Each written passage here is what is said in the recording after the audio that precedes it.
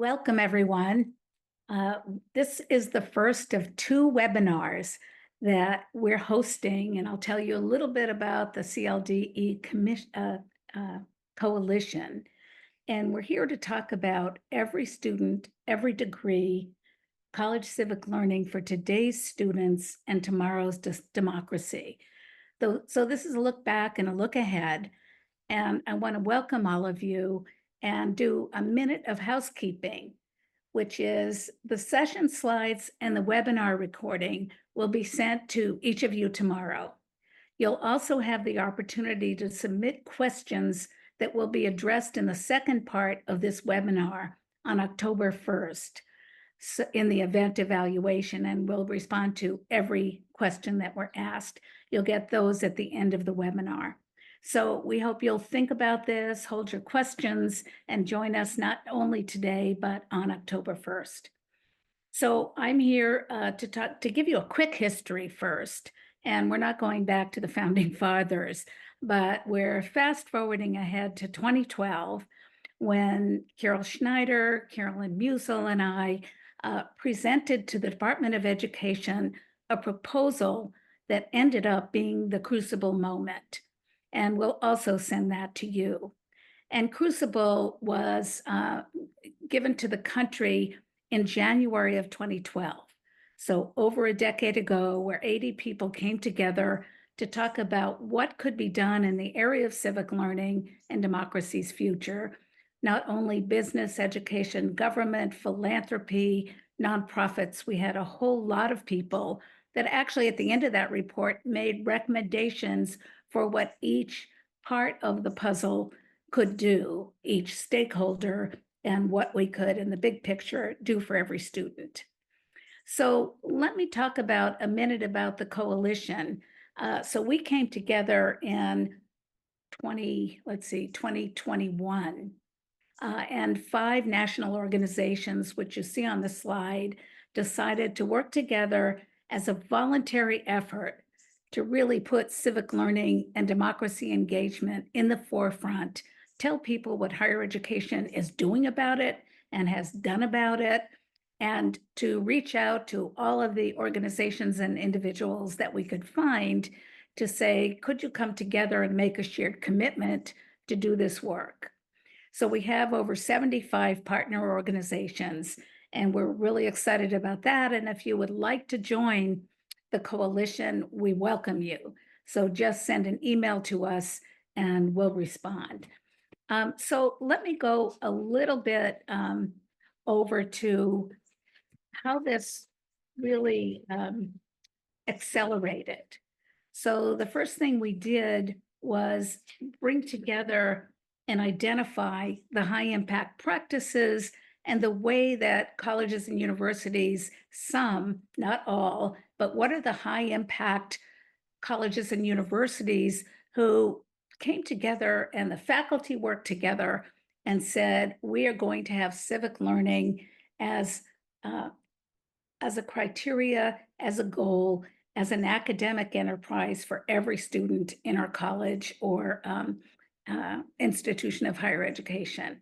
So we were very excited to identify those programs, and you'll hear about them today.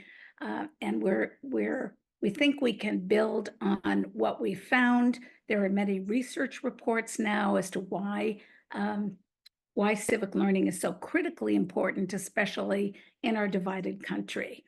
The other thing I want to say is just a round of thanks to the 5 partners who came together to form this, and you'll see their logos on the right, and you can reach out to any of us with specific questions for those particular organizations. And with that, I think the goal, and as I see it, I go back to writing across the curriculum. And writing across the curriculum was a critical effort by not only the English faculty, but by everyone in the country. It just sort of swept the country that we wanted students to write well, and that would be an outcome of their college undergraduate education. So I think about civic learning in the same context. We want people to become responsible citizens, to make their own choices, to have the discussions that bring diverse viewpoints together. And I think, that's what we're working on across all of the institutions in higher education. We want to, finally help every student, every college student in the country put the time and talent into figuring out what they can do, why it's important, and what institutions can do to support these students in the curriculum. So this is about in the curriculum, this is about degree completion, and this is about the work with the faculty, the administrative leadership, collaborating to make this happen. And it has happened, and you'll hear about that. But for now, I'm going to turn this over to Carol Schneider, who is going to discuss the report we've just released and give some context to all of this and some further opportunities for you to consider. So Carol, would like to hand this over to you. So thank you, Martha. It's a pleasure to see all your names being entered in chat to bring everybody together. Many of the people who are on this call contributed to the report that we're about to discuss, and we thank you for the good advice you gave us, and we thank you above all for the heroic work you've been doing over the years across every part of higher education to make civic learning and democracy engagement part of what it means to get a degree and part of what it means to prepare for life in a fast-changing and highly diverse democracy. Next slide. I think all of us sense the growing urgency about the roiling divisions in our own democracy, but also about the growing number of hate-fueled attacks that are so characteristic of our society. So this report speaks to that sense of urgency. It outlines what we believe are productive ways of leveraging this moment for long-term educational change. And while we're at it, to change, as Martha has already just said, what we mean by student success, not just completion, but students who are civic ready, democracy ready, and also ready for a changing economy. Next slide. But before I talk about the report, I just want to briefly socialize all of you to the acronym I'll be using throughout this discussion, CLDE. In this context and in this report, it's a kind of shorthand for an education that is highly intentional about engaging students with issues that matter to them, the issues that they think need to be solved in this democracy, and that also matter to the quality of democratic community, both in the US and around the globe. So to the report itself, this is literally going to be the report in 2 slides, which, as Martha has already said, we will send you tomorrow. So it begins with the point I've just made, that democracy is under threat, but it also turns immediately to the fact that we have an extraordinary opportunity at this moment in time, because today, for the first time in our history, a decisive majority of we the people are actually enrolling in post-secondary education. And that gives us an opportunity to help all of them explore their own roles in democracy and their own roles in shaping what the report calls tomorrow's democracy. The centerpiece of the report is what we call the CLDE framework, goals and practices that are key to a diverse democracy. I'm going to come back to that, spend a little time on it. The next section of the report is what we call 5 reasons to commit, and they're outlined here. But these are really tools that you can use. You can pull out these little pieces of the report. They're all evidence-rich. For example, if you're trying to make the case that people who are working on career success ought to align with your work on civic learning, we have put in this report evidence that employers seek and reward the very skills that CLDE develops.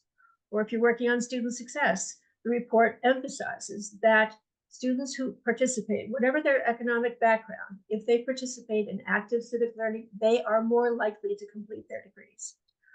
So these are tools that you can use in enlisting others, persuading others that we need to bring different movements for student success and readiness for life beyond college together, enlisting new partners to be part of this strategic effort to expand civic learning and make it a national priority. Next slide. The last part of the report highlights what is, in fact, a rapidly growing movement to make college CLDE central to students' degrees. We highlight what we have a new acronym here, full participation institutions, 2- and 4-year institutions that have already blazed ahead and made civic learning part of what it means to get a degree at that institution. There's going to be more information about that a few minutes before 5, when we literally will roll down the screen a whole set of full participation institutions. So you can see just how diverse and how far-flung they are. We are highlighting new policy partnerships that the coalition has formed. All 7 of the institutional accreditors are partners with us, and 2 of them already require civic learning as part of the degree. And that will potentially influence millions of students in over 1,000 institutions. We also highlight the new multi-state collaborative that has been formed in partnership with the coalition. 14 state systems from across the country already committed. A lot of you we know are on this call, and a lot of you contributed to shaping the report that we're discussing now.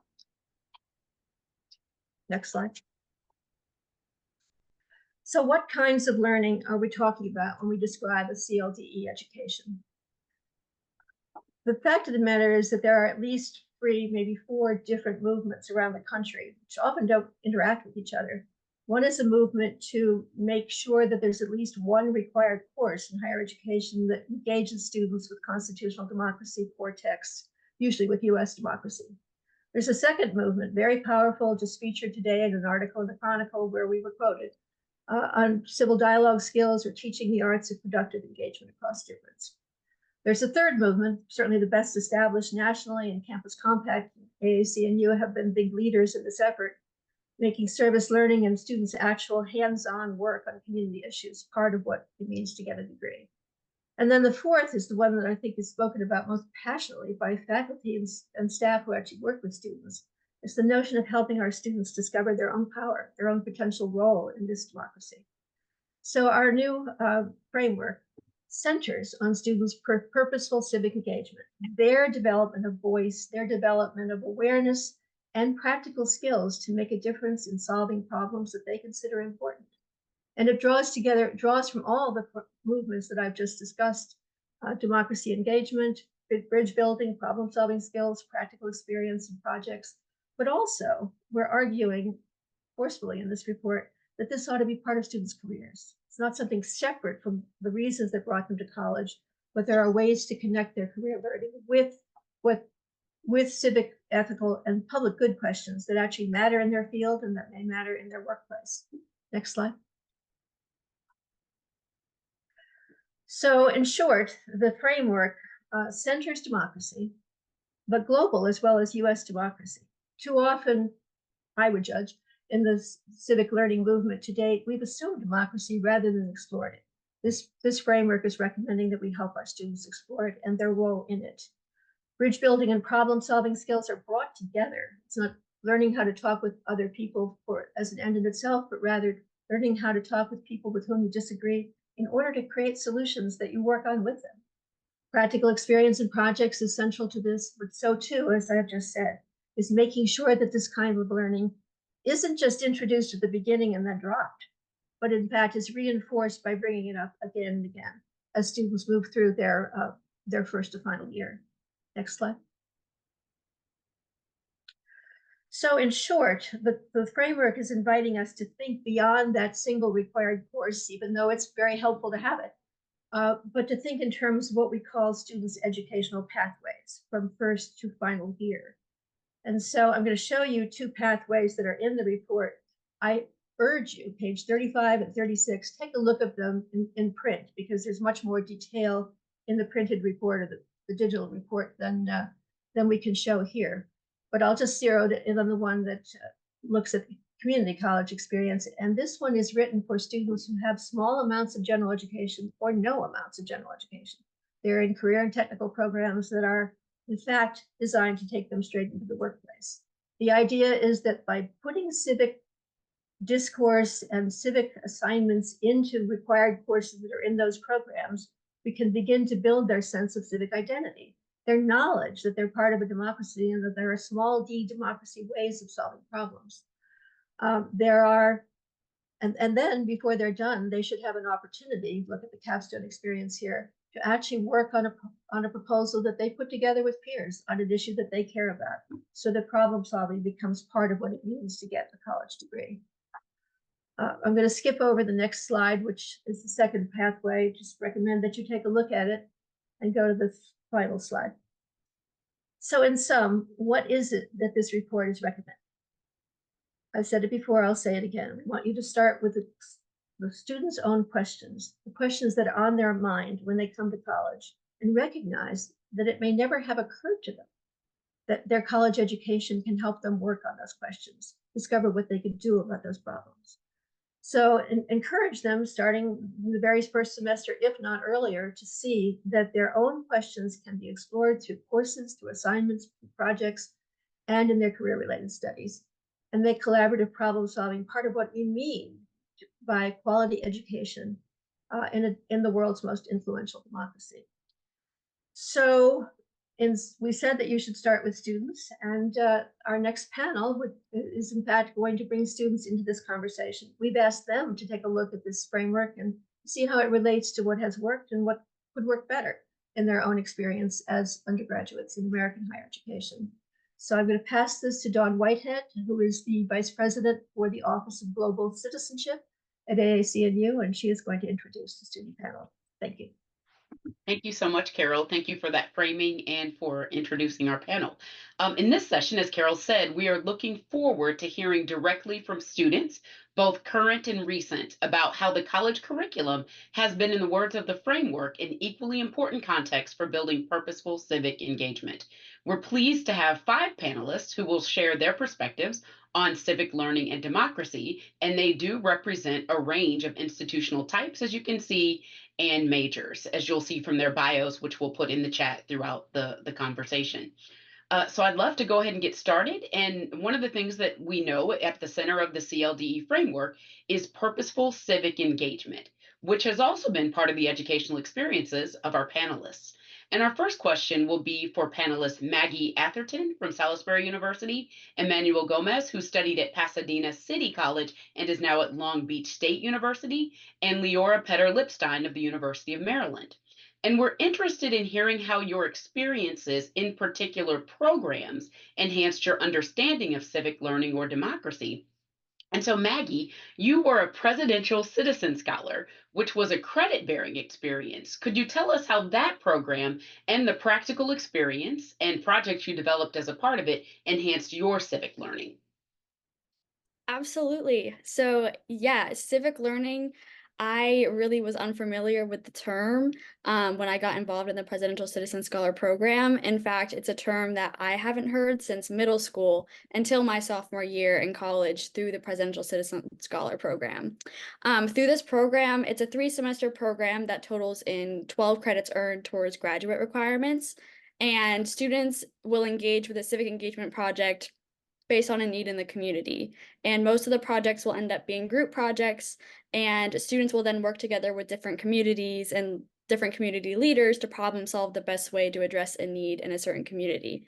So for my experience, my group and I targeted period poverty and menstruation in the community. So my group of 3, basically we connected with community leaders and created a project that provided discrete and sustainable menstrual products to local middle school students. And through that, we were able to problem solve, and I was able to connect my own interests as well as what I've learned through my major to a community project that was able to benefit multiple students.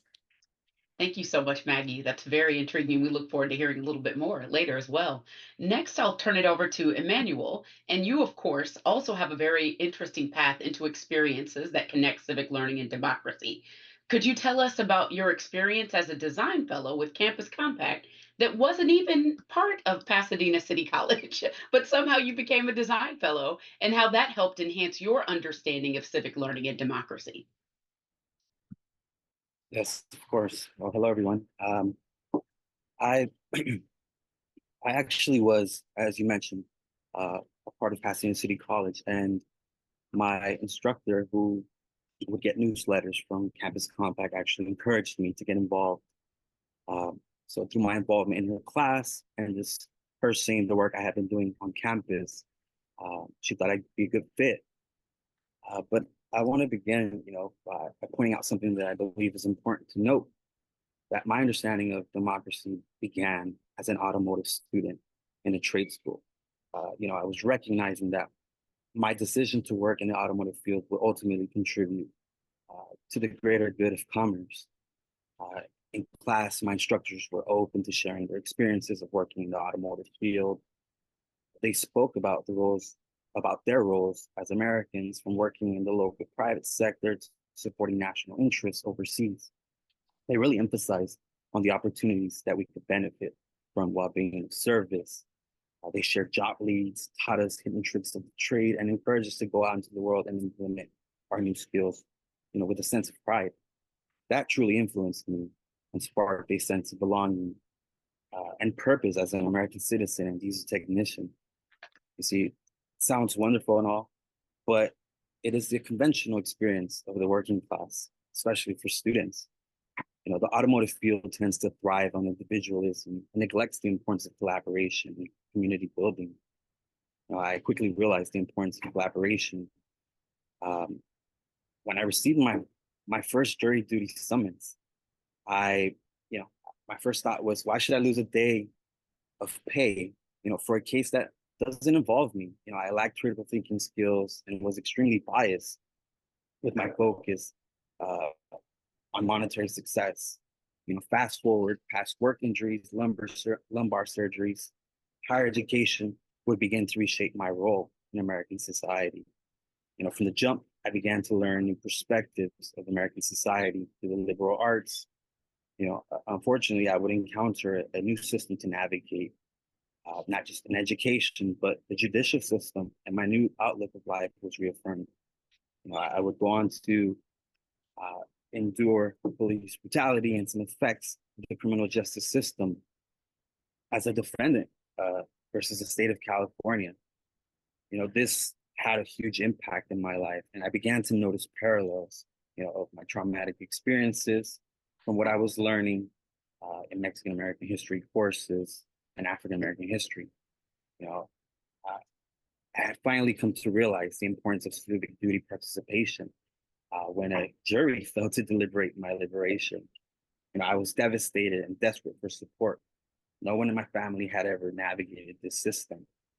So I had to find affinity groups, programs on campus that would ultimately fill in these gaps for what was missing in my experience of community involvement. And since then, engagement has truly become intentional, a lifestyle for me. And I plan to continue sharing this wealth of knowledge with students. Thank you. Thank you so much, Emmanuel. And last, let's hear from Leora. So Leora, can you share your experiences?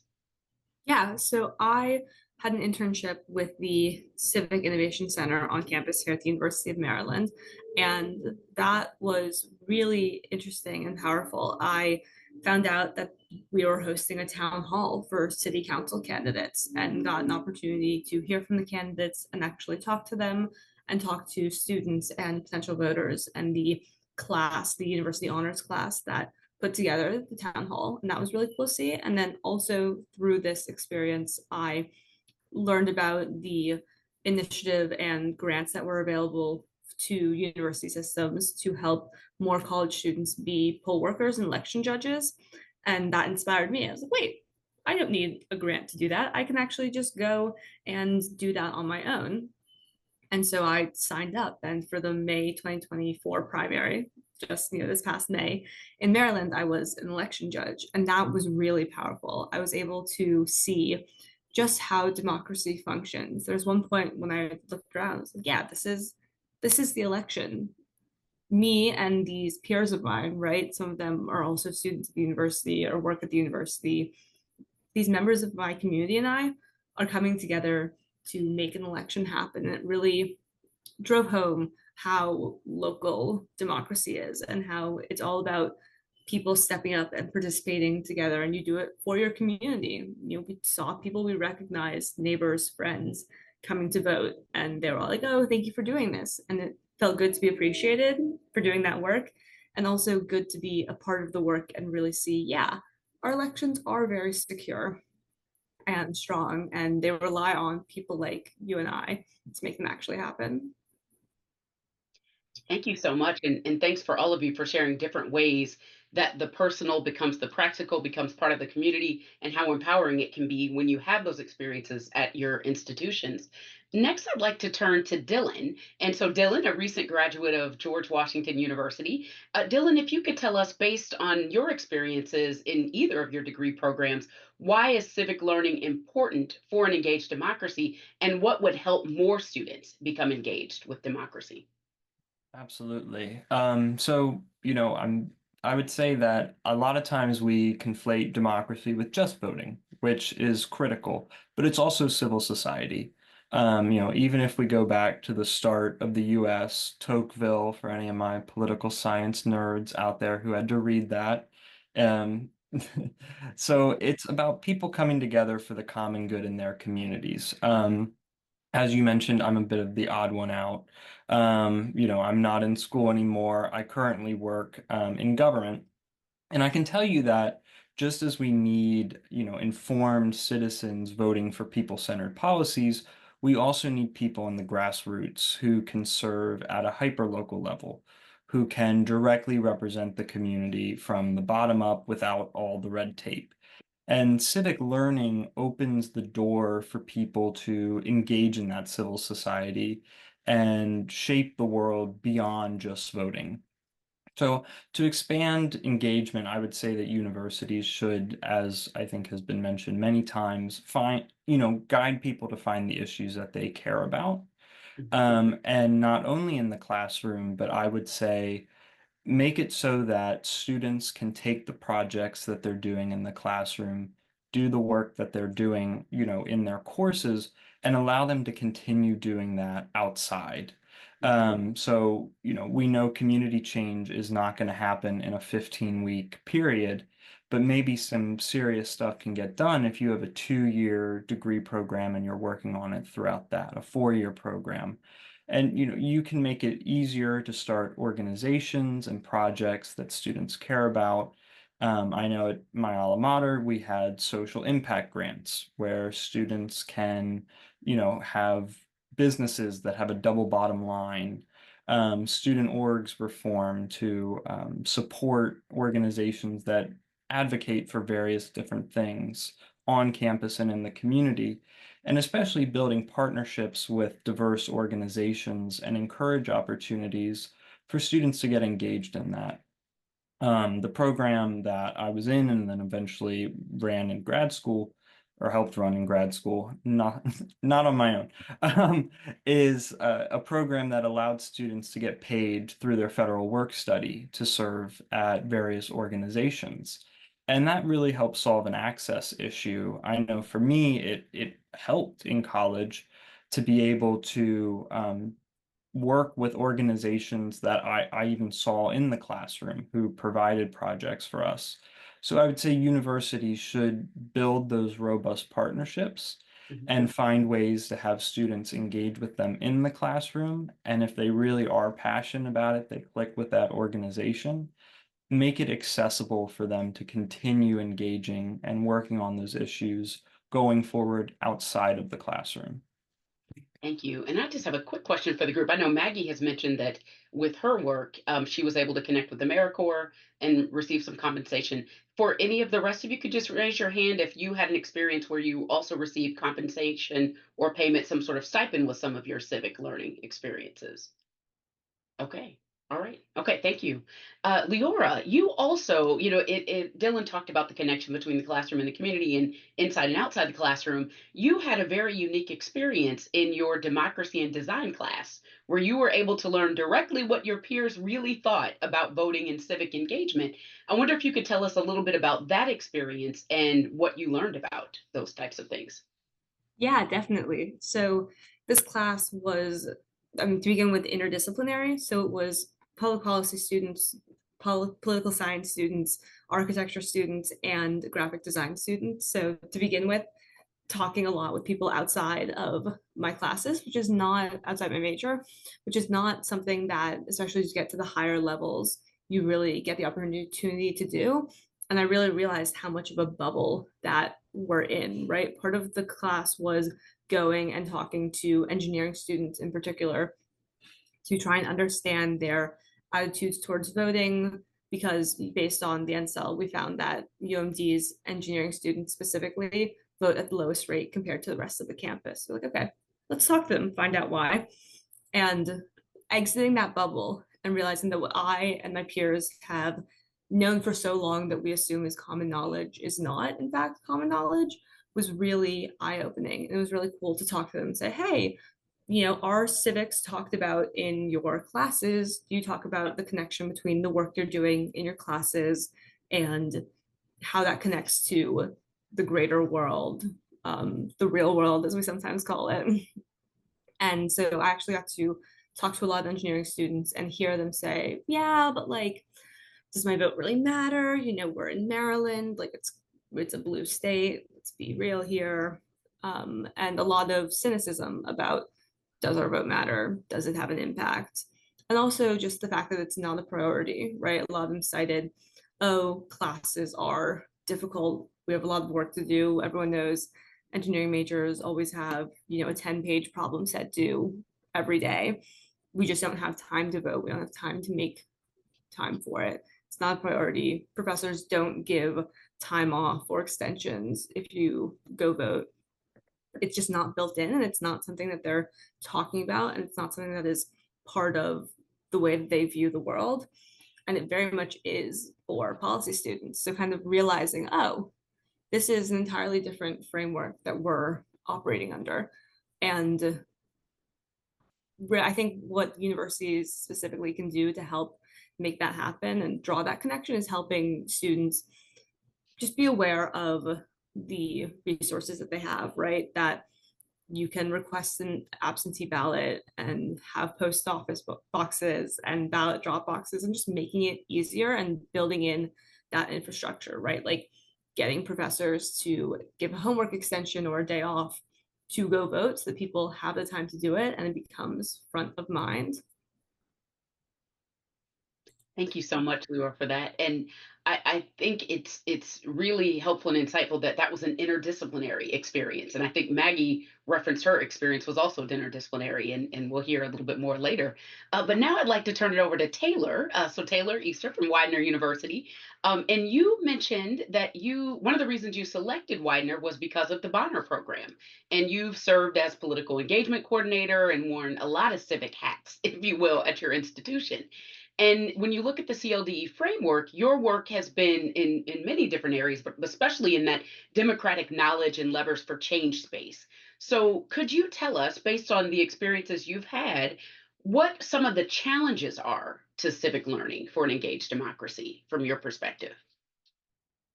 Yeah, so from my perspective, I think one of the biggest challenges is just the lack of knowledge. When I started as political engagement coordinator, it was the fall semester of my freshman year, and I knew a little bit about civics and about voting, but it wasn't until I started that position and I had to do research on like all of the midterm elections and all of like the off-season elections that I started to learn more about political engagement. And the more that I talk to people, the more that I realized it's not necessarily that students don't want to engage, it's that they don't know how. And especially when it comes to civic learning and civic engagement, a lot of students aren't sure how they can make those connections between going out in the community and what they want to do for their career or what they're interested in. So I think we really have to do a good job of helping students be able to make those connections and showing them that civic engagement not only can be fun, but it can also connect with the things that you want to do and connect to the things you want to make a career out of. But I also think that one of the biggest challenges is that we've become really polarized, and people tend to stray away from political and civic engagement because they don't know how to have those hard conversations. They're reluctant to engage in these conversations because they're worried that it'll start a big argument. And when I started, I didn't really know how to talk to people who were different than me. It took a lot of like trial and error and research, and I was figuring things out on my own. But I think if we took the steps to make students more comfortable and talking to people that are different than them, and also tell professors that it's okay to have those difficult conversations, I think we'd be a lot better off. It's hard to have conversations about politics, but ultimately we have to be able to have those conversations so that we can help each other learn. And I also think that we tend to model the way we interact with each other based with the way that people interact on social media, which is not the way that we should be talking to and interacting with people in real life. So I think it's just really important to be able to model what difficult conversations can look like and model those conversations going well. Okay.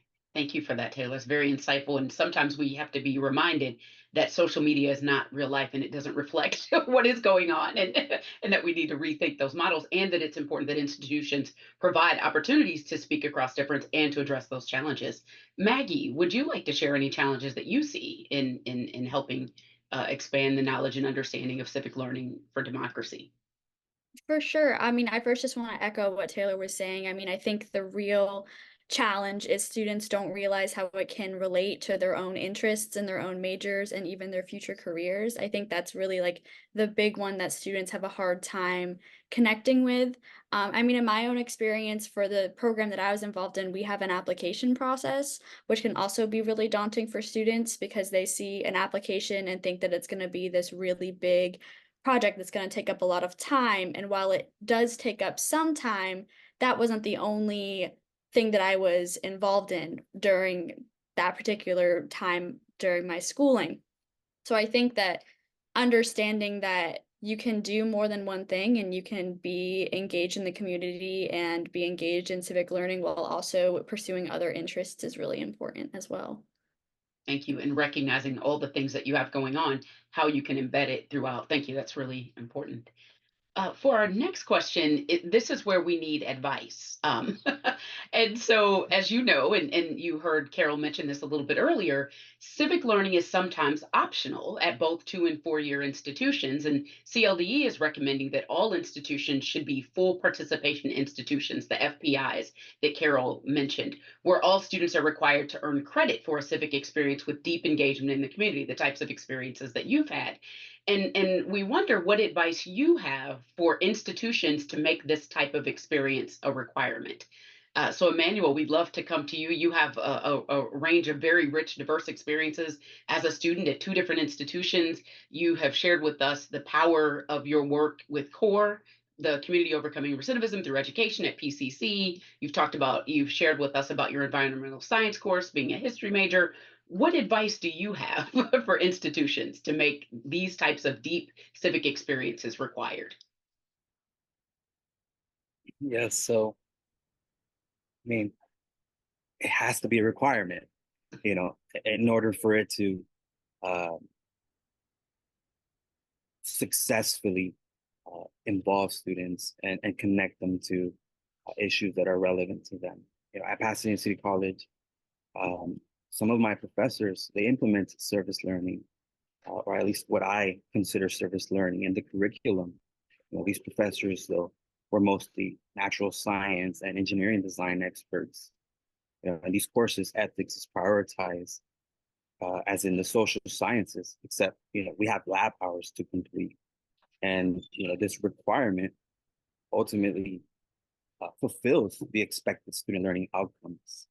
Um, and, I'm going to shout out my professor, Suzanne Winicki, who's actually in the chat. But I had actually wanted to point out that Professor Winicki's environmental science class exposed me to practical experiences and projects that aligned with my career goals. The course, it helped me cultivate responsible civic engagement. We were required to address issues of sustainability and environmental justice so that we can influence change. And some of the methods were, writing to public officials, finding out who our local representatives were, and then connecting with them uh, about concerns regarding air quality, food access, um, community resilience, and proposing solutions for what we considered issues in our communities. These courses are successful, I believe, because they embed civic community. They also are ethical based learning, and they're relevant. They're designed to be relevant to a diverse student body. These courses encourage students to assess their own neighborhoods and apply the curriculum into our daily life. And in my experience, when things become personal, engagement becomes a priority and involvement comes naturally. Thank you, Emmanuel. And Dylan, now that you are an economic development analyst for the Commonwealth of Pennsylvania, what advice do you have for institutions to make this type of experience required, and the value of these experiences in the workforce, if you can speak to both of those topics? Absolutely. Yeah, I mean, a lot of it is going off of what's already been said. A lot of it is what's in the framework. It is about finding what students are passionate about.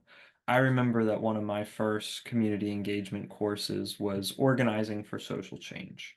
And the goal of it was to support a local community organization in DC. Several partners were offered for this course. Educational equity, healthy aging, food security, homelessness. But I ended up picking gun violence. So I'm from a small town in Pennsylvania, and our community and members of my family were affected by a school shooting that occurred in that community. And I'm very grateful that I had this chance to work with an organization that was advancing an issue that I cared about.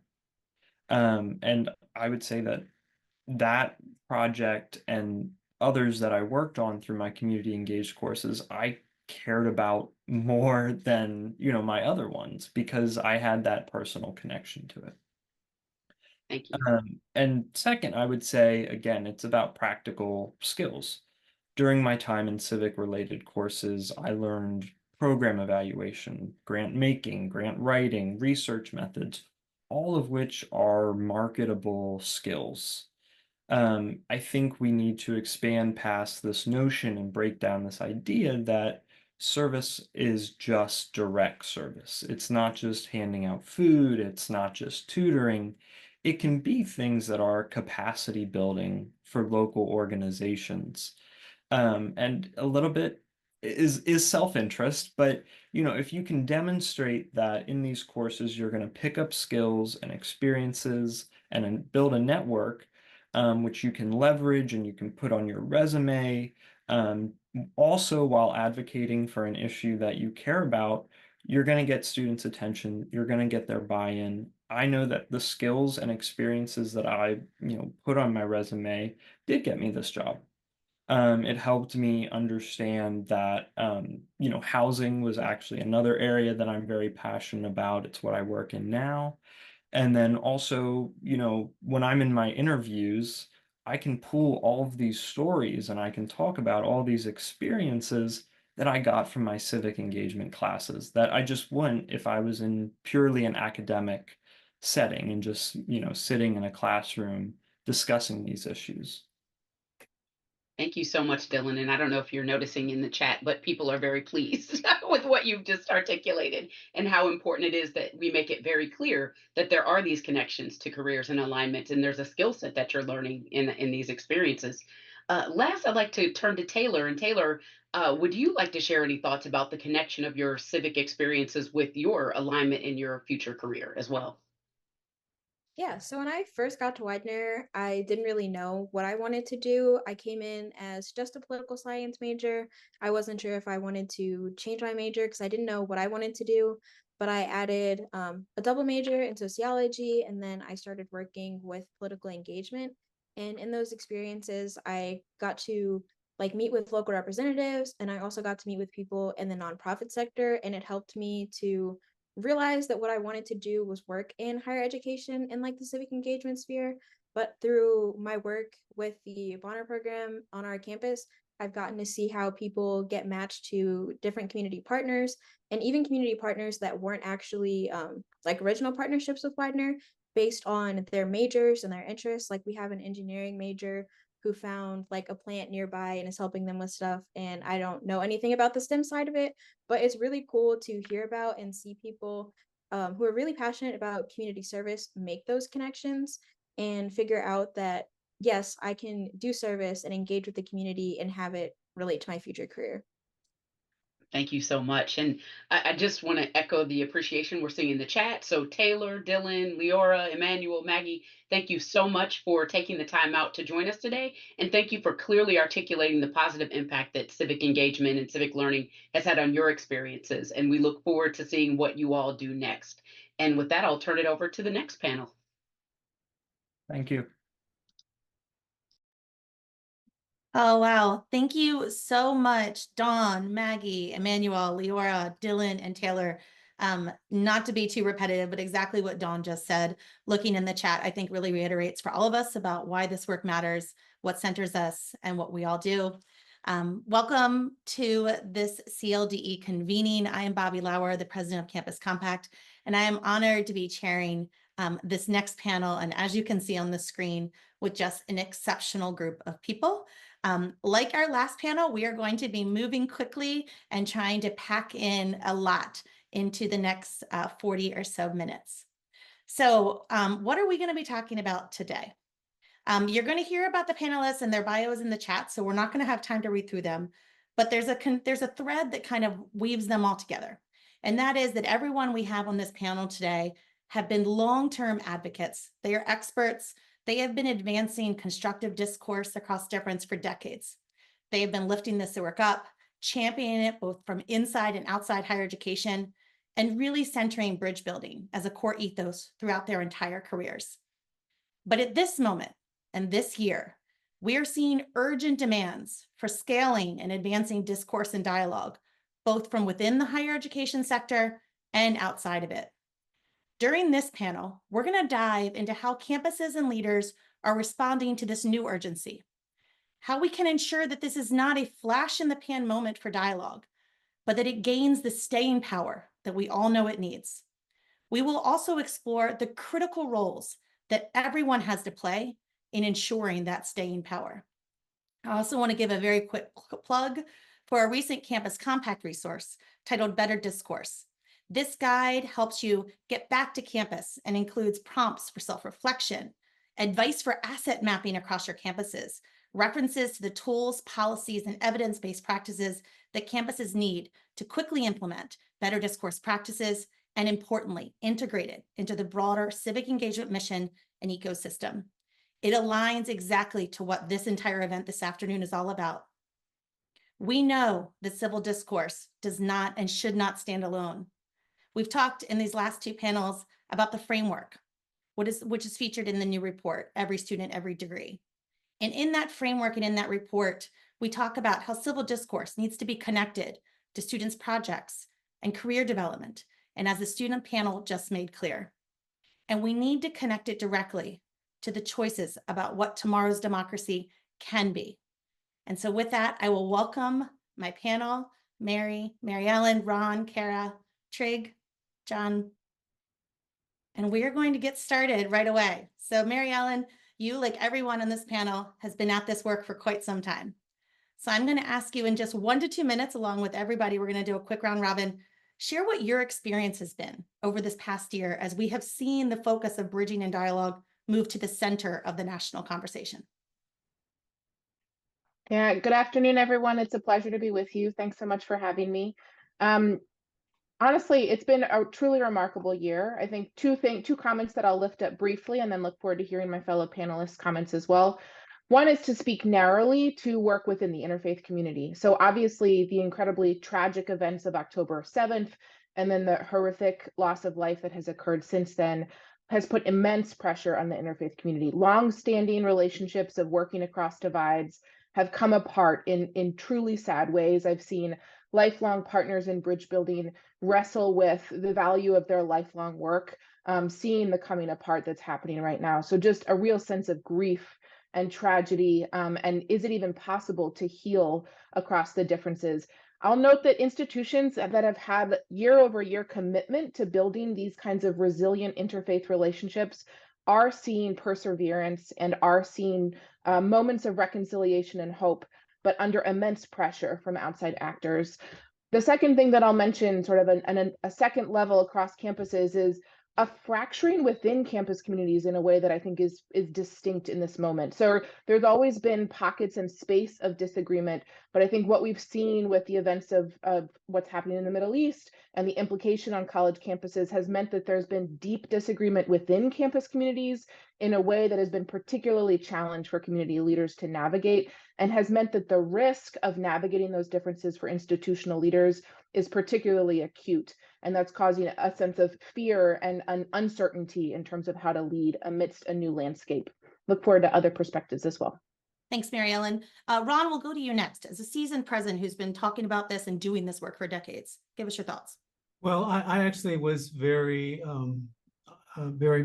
pleased with the way we responded last year. So, you know, what we did have one demonstration shortly after October the 7th, and then our provost, our vice president for student affairs, and our human resources person sent out an email reminding people we have a free expression statement which we developed and passed under my when I was the president, reminding them of the tenets of that statement, but went beyond that to give them links in this email to our chaplaincy, to our Center for Student Involvement, to our faculty hub, to our Center for Student Equity and Access, all of which put on did various different things, including discussion groups, and I think as a result of that, we had basically one demonstration, and that was it. Lots of dialogue throughout, and then just before the commencement last spring, they sent out another email just reminding folks of what the expectations were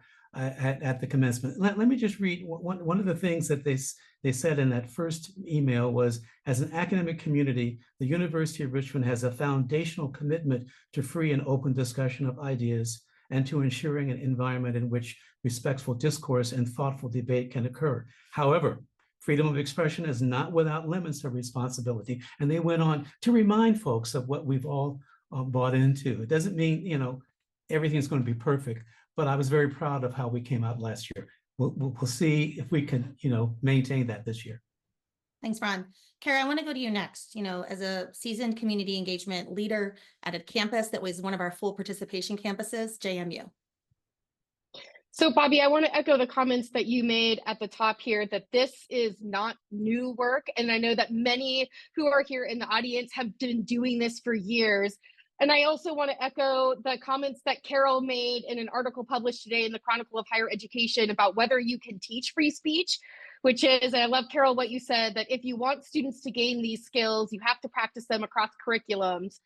Here in Virginia, our governor has requested that all of the Commonwealth's universities and colleges train their students in the rights and responsibilities of free speech and freedom of expression. And out of that mandate, our university developed the Better Conversations Together program, and it features a lot of the kinds of things that the student panelists were talking about. So we have, in order to teach students these rights and responsibilities of free speech, we have a fairly intensive pre-semester learning experience and then an in-semester participation process where students have to participate in a small group facilitated deliberative dialogue where these students have to work together across cultural differences to find common ground on a wicked issue.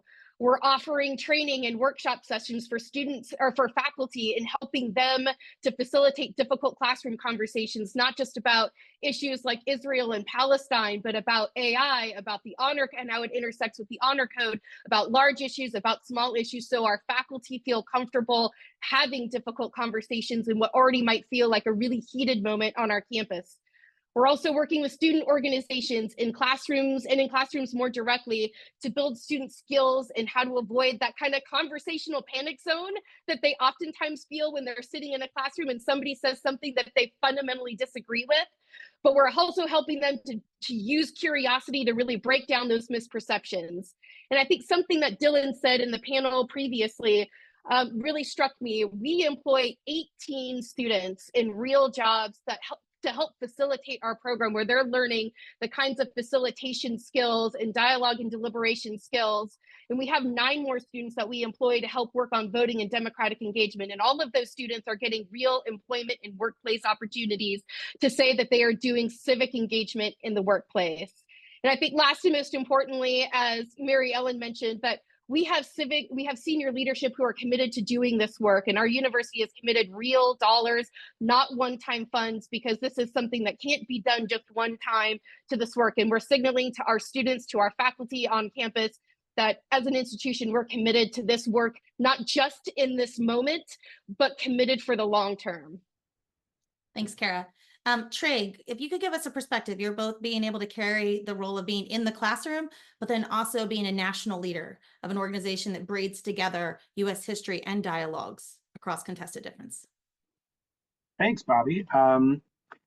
Yeah, well, my experience over the past year or two has been kind of ambiguous, I think. On the one hand, I've been thrilled to see so many institutions acknowledge that, yes, higher education should be a genuinely public good, and that means it should help students develop the knowledge, capacities, and dispositions of creative, productive work across differences. And so I've had a lot of opportunities the past few years to bring the third way civics framework to the attention of faculty and leaders.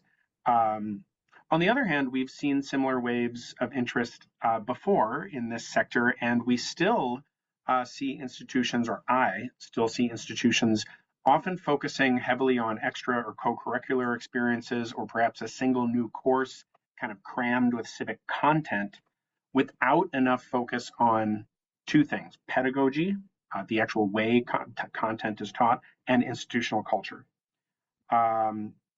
I think a real investment that would incentivize faculty to adopt new and active learning, civically agentic pedagogy is critical.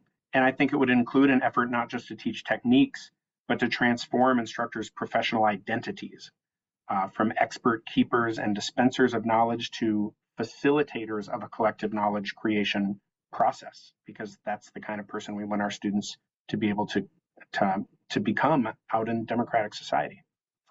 I think that transformation of professional identity will advance, but actually will also require simultaneously some serious effort and public messaging of our institution's purposes. I think we have to just get really serious about rejecting the idea that our main contribution is providing credentials for high-paying jobs or technocratic solutions to society's various discrete problems. I think we have to really believe that our main purpose in higher ed is supporting a society-wide culture of curiosity, critical thinking, collaborative problem solving, and common stewardship of our democracy. And I think we have to act and spend money and spend time as if we believe that. So that's the ultimate aim of the Third Way Civics Initiative. I've been fortunate enough to lead over the past several years, and I'm seeing more and more openness to that approach, but still a lot of work left to do. Awesome. Thank you, Trig, for those comments, and for everybody for kind of getting us started. I want to pivot to Chancellor King. You are such a bold leader, and I think you know that everybody's eyes are on you as we really admire and are so excited about the incredible work that you're doing at SUNY to really significantly advance this work through promotion of civil discourse and civic engagement for all SUNY students. You're not just focusing on the issue, you have it on a fast track. We'd love to give you a couple minutes to talk to us about how you came to the recent decision that you've announced over this summer, and what SUNY is doing to make civil discourse a part of all students' general education. So thanks for the question, Bobby, and thanks for the opportunity to be a part of this wonderful conversation. You know, I think Trig raised a really important point, which is we've got to think about civic education, civil discourse, readiness for participation in democratic society as foundational to who we are in higher education, certainly in public higher education. That's core to our mission. That's what we do here. And so we see the challenges of the last year as something that is at once heartbreaking, but also galvanizing, to say we really have to make sure that we are delivering on our civic mission in public higher education. So at SUNY, three things we're doing that are all deeply interconnected. One, we've named a set of civic education and civic engagement and civil discourse fellows across the SUNY system, faculty members, to help lead conversations with their colleagues about how we do our civic mission better at SUNY.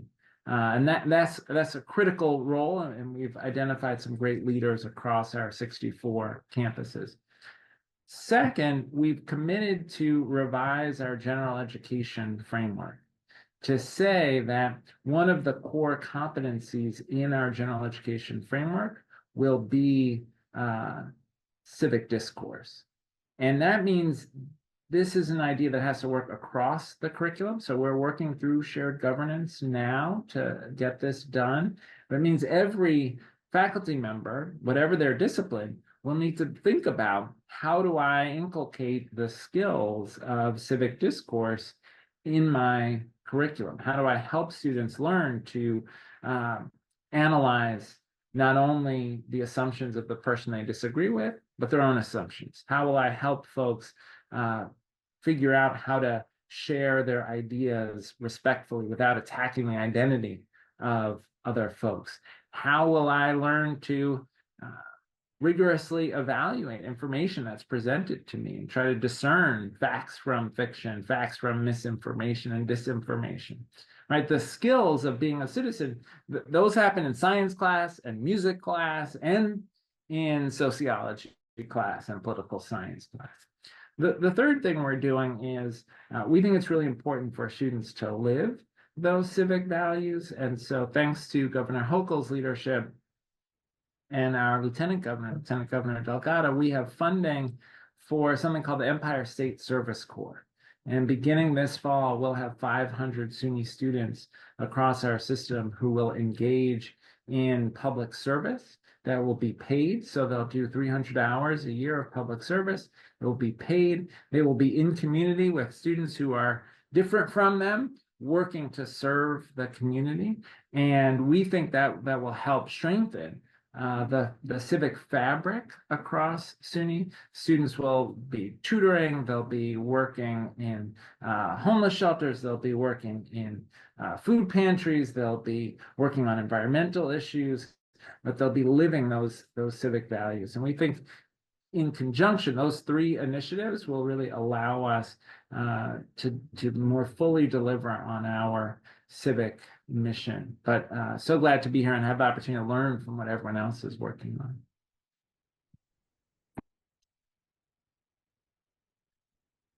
on. Thank you, Chancellor King. I think we're all coming back on. We're going to build on that really bold plan for a conversation. And that is something I think a lot of people are thinking about, and that's part of what I think has everyone so excited about what's happening at SUNY. And what we know is percolating across a variety of systems, that are connected to the multi-state collaborative that CLDE is lifting up. But I want to kind of go back around and we'll mix up the order here, but tell us what you think it's going to take for more of this. What is it going to take for more institutions and systems to meaningfully advance at this level of scale? And also, very importantly, integration, right? Recognizing that this work can't stand alone. It needs to be woven through the core academic experience, the core institutional mission. Share at least, I'm going to ask you to share at least one low-hanging fruit item that the attendees here can practically think about. And then maybe a second item that feels a little bit more strategic that might take a bit more of a lift. Let's start with you, Trig. Thank you. Let's see, the low-hanging fruit. I think it's important to make it easier and lower the stakes for instructors who want to experiment responsibly with their course design and teaching methods. So I talk to many instructors who don't feel comfortable changing their approach, even if they want to, because they worry that by trying something new, they're putting their teaching evaluations at risk. Every instructor should be able to negotiate, in my opinion, with their chair at least one experiment per year, let's say, that they can justify in terms of learning science or some clear direct contribution to some broader vetted initiative of curricular transformation or civic purpose. Evaluations should count if the experiment goes well and shouldn't if they don't. That's, I think, a super easy thing that we could just let every instructor do. Thinking more systemically and strategically, I'm going to sound like a preacher and a dead horse whipper, I think, in this webinar. Institutions have to genuinely embrace and fund student-centered, active, civically agentic learning by investing in pedagogical training and retraining. We have to stop assuming that content alone can do the work of teaching. Merely exposing students to humanities and social science content and fields will not help most of them develop the civic and career readiness skills that many defenders of the liberal arts claim they foster. Nor will merely diversifying the voices and perspectives represented in course content, as important and wonderful as that is, but that will not promote curiosity, tolerance, or students' sense of personal, social, and political efficacy to the degree that we need in the aspiring democracy that we live in. So we have to change our pedagogy. We have to help students, the students themselves, collaboratively generate, compare, argue about, refine, assess, and apply the knowledge that they take from the classroom. They need to be creating it. And we need to stop identifying and trying to transmit the correct stories, interpretations, and lessons that we hope will advance justice and democracy. We need to coach our students to do that work themselves, and that's going to take a lot of investment in a different way of teaching. Thanks, Trig. I think you've got some strong people in agreement with you attending with us today. Mary Ellen, give us your thoughts. Yes, I'm loving watching the enthusiasm in the chat for sure. I think low-hanging fruit, there are a ton of incredible resources out there. So anyone who's excited about building in the kind of civil discourse practices that we're talking about in this session can find a tool out there. Bobby's team has just put together a fantastic one that's in the chat. The organization I work for runs a resource hub with a ton of free resources and tools on how to do this inside the classroom and out. Almost anyone can take an action, and the key is getting the tools in the right hands so that people can translate the ideas into practice. More strategically, I would say, one, we need a handful of senior administrators like Chancellor King, we just heard from, who are saying, I'm going to put energy behind this. We're going to dedicate the year-over-year funds. We're going to make the long-term commitment because what we need is a set of exemplar institutions that we can point to and say, here's what success looks like. Top to bottom, the institution's committed itself to this kind of work. Obviously, our partners on the screen are among those leading lights of folks who are really putting the energy forward to make a difference to their institutional culture. I also think about what it looks like to educate boards about the importance of this work. We have a whole set of incredible experts on this webinar and within the field, within our campus communities and beyond, bringing forward folks who have dedicated their lives and their research to this work and educating boards of trustees to be thinking about how do we match the expertise and the know-how from year-over-year commitment to this work with the moment we see in the country. There is clearly a need, there is a context, there is a backdrop, and university administrators have an opportunity to lead in a really powerful way. Let's put this in front of our boards and help them think about how they dedicate the institutional resources to this work as well. Ron?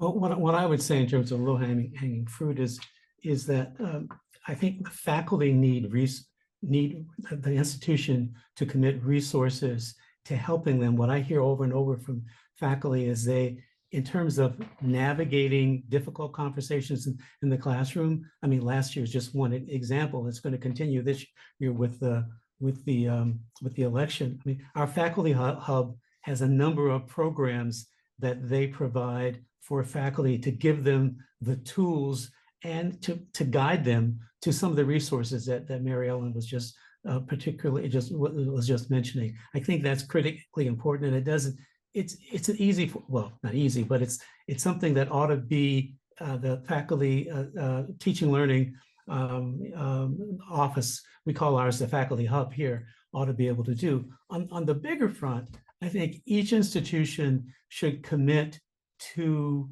each institutional president to some kind of developing a free expression statement that is tied to the fact that free expression is critically important to sustain our democracy. And basically it's an antidote to, if you will, to the polarization we're facing right now. And many schools have signed on to the Chicago principles. That's fine.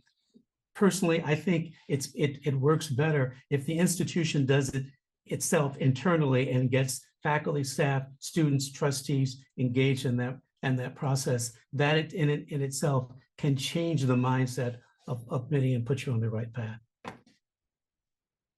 Thanks, Kara. I want to say yes and to Trig's comments, and yes and to Mary Ellen and Ron's comments, and add this idea of find a friend.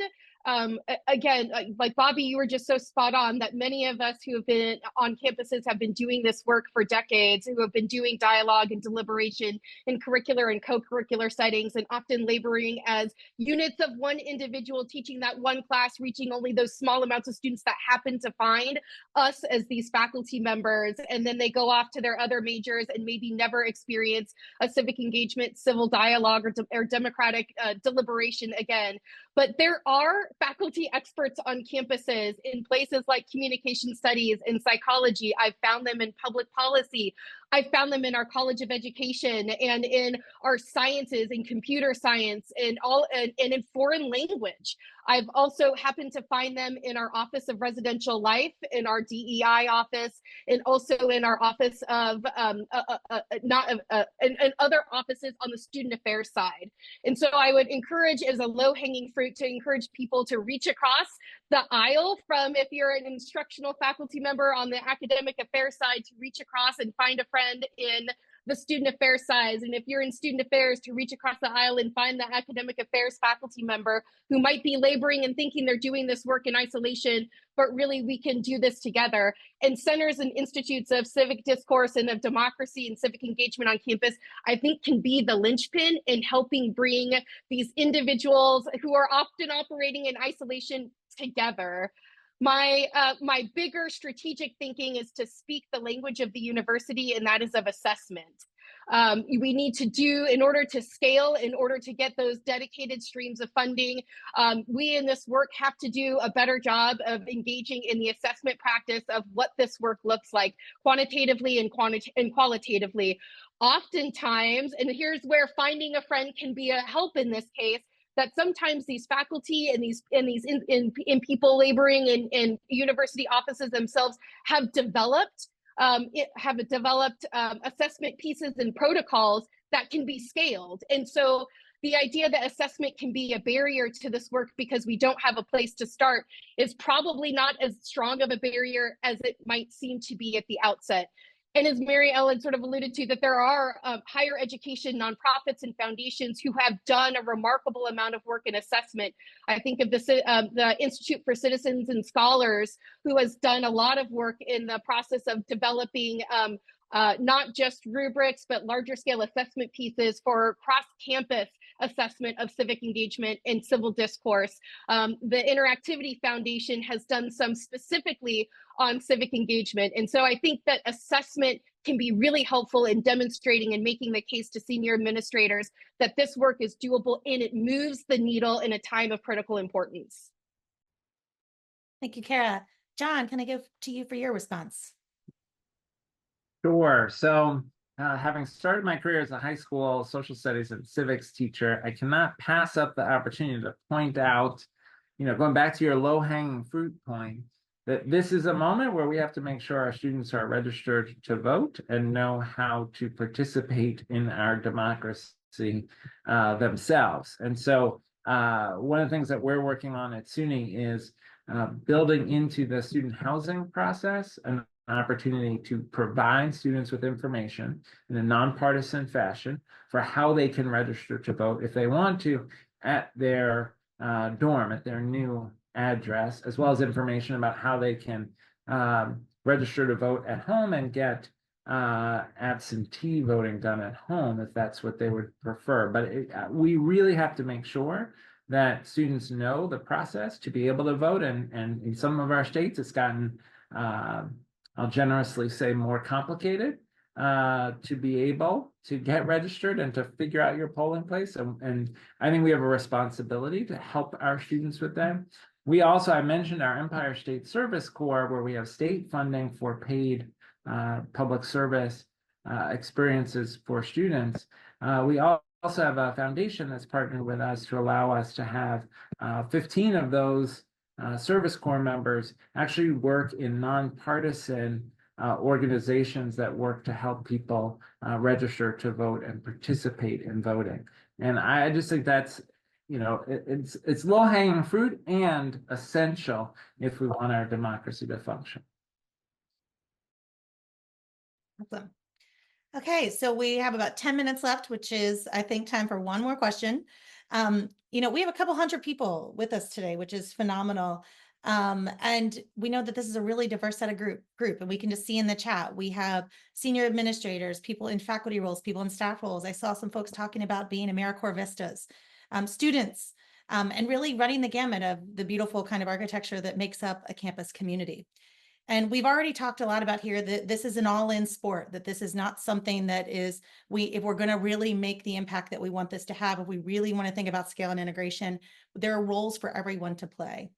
So I want to think as we kind of, as we close out here, you know, when we think about the college civic learning and democracy engagement work, the work that Campus Compacts are proud to be a part of this coalition, we often talk about this, you know, that at the foundation of this network was Carol and Martha thinking about how to match traditional higher ed focused organizations and civic engagement organizations with those that have been really on the forefront of advancing policy and what it means to bring those two bodies together. So I'm going to ask everybody to go around and talk about what participants, people that are with us today, and those that'll be watching this, can do from their particular roles and positions. And I'll kind of ask each of you to think about it from different perspectives. And I'm actually going to start again with you, John, thinking about system leaders and policymakers. Look, I'd say three things. One is folks have to prioritize resources for this work. The reality is it takes funding to create time for faculty to work on revising curricula. It takes time and resources for folks to organize professional development sessions. It takes time and resources to create service learning opportunities for students. And so we gotta, if we believe in something, it's got to be reflected in our budget. That's one. Two, I think system leaders have to put civic education front and center in the conversation about our mission, about what we do in our institutions with every constituency, with board members, with faculty members, with students, whether it's the beginning of the year convocation conversation or sitting with your local chamber of commerce, talking about the role that your institution plays in the community. We've got to tell that story. And then the third, and this is maybe the hardest, you know, we're in this conversation as a country where there are folks who are pushing away from telling the truth about our history. We're in a moment where we are backing away from the idea that we can be a healthy, diverse, multicultural democracy. And I realize, and I'm privileged in being in New York, a state where those values are core to who we are. I realize this is complicated, a complicated moral calculus for each leader, but we have to stand up for those values, and that can be difficult. But I'll tell you, you know, my great-grandfather was enslaved in Maryland. In 3 generations, my family went from enslaved in a cabin in Maryland to serving in the cabinet of the first Black president. That's the American story. We cannot shy away from telling those truths. And each leader has to decide, what are they prepared to stand up for? Thank you so much, Sean. Trig, I'm going to ask you next, talking about faculty. Sorry, I'm just inspired. Well, one thing to do is if you're teaching a history course or a social science course, remember what Chancellor King just said. If we don't tell both the difficult parts of our history, but also the amazing stories of people coming together, conquering challenges and building good things together, and individuals, rising to challenges, we are not doing our job. So thank you for sharing that story, Chancellor King. Look, I think any faculty, I would encourage any faculty member to try one thing with like 3 parts, and try making students do the work. Try making students do the work of knowledge creation, at least for a few units. So what do I mean by that? Assign primary sources or materials, data sets, whatever it might be. And by supplying carefully thought out prompts, let students start the process of making meaning out of those materials. So ditch the textbooks, ditch the lectures, or anything you aren't prepared to present as informational rather than authoritative. Second, give students a series of stepped, staged, and recursive opportunities to make meaning of that content through individual small group, mixed group, and plenary discussions, all sorts of formats, in ways that force them to listen, learn, and be creative across differences. There are many, many models for doing this. Third Way Civics is one. There are many models out there, and these types of active learning approaches, there is learning science to support them. Finally, refuse to accept students' first adequate answer to the questions you pose, even if it's more than adequate, and refuse to offer your own best answer when they ask for it. Make students keep working. Make them understand that the point is not to check boxes, but to build intellectual and civic muscles and to keep building them and to keep exercising them. I think those are things that faculty can experiment with right away. And if anyone needs help doing that or encouragement from others who have, let me know. Thanks, Trig. Ron, talk to us next about presidents and senior administrators, and also importantly, what faculty and staff need to be asking of those people. Well, I mean, to begin with, I would just say for presidents and senior administrators, I mean, Kara mentioned the Institute for Citizens and Scholars. So a few years ago, under the leadership of their CEO, he brought together a few presidents to deal with these issues. And how do we as presidents ensure that our campus is focused on helping our students acquire the tools that they'll need to be engaged citizens? How can we ensure that our campus is one in which open, direct, honest conversations across race, across political difference, et cetera, that the students and faculty have the tools to do that. So that's one thing I would say for the presidents. And in conjunction with that, there are resources that you as a president can share with your faculty, students, and staff. I mean, the Bipartisan Policy Center developed a set of resources. Now that program has gone over to CIC, for independent colleges, but they're resources for presidents, for trustees, for faculty, and for student affairs staff. And what the resources are, there are lots of things in there that you can actually use, tabletop exercises that you as a president can use with your cabinet, because it's critically important to get the cabinet prepared for that. In terms of faculty, I think just push back on you. If your president is not doing these is not in the opening convocation talking about the importance of the education the students are receiving, not only to help them to get a job, to become engaged citizens, and reminding people that our democracy is not a fully fledged adult. We are at best emerging, and that our democracy is at best an emerging adult. Therefore, we have to ensure that we educate students, give them the skills and the tools so that they can sustain that democracy. And one of those tools is being able to have conversations across difference, whether it be racial, political, or otherwise. Thank you, Ron. Kara, talk about center directors and staff who do this work.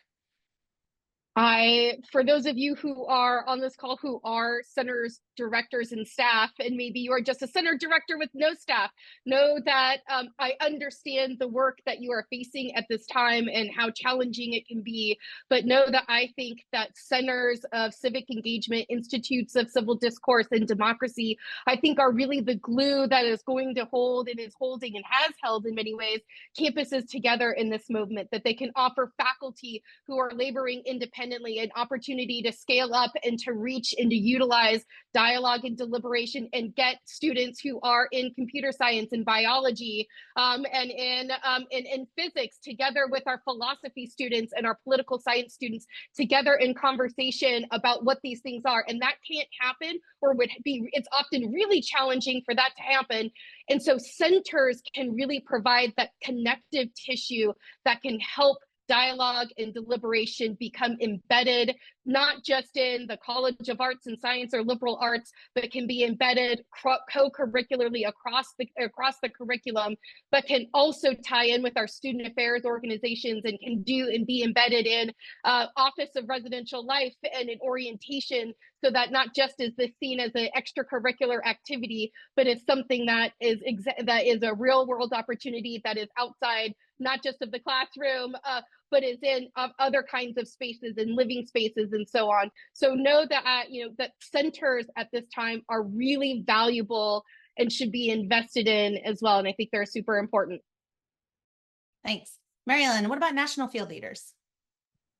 Yeah, absolutely. I think that, to underscore the points that folks across the panel have made, national field leaders can help make the case to a variety of constituents about the value and importance of this work, particularly contextualized within the national moment that we find ourselves in, which is changing every day and increasingly interesting and challenging on some fronts.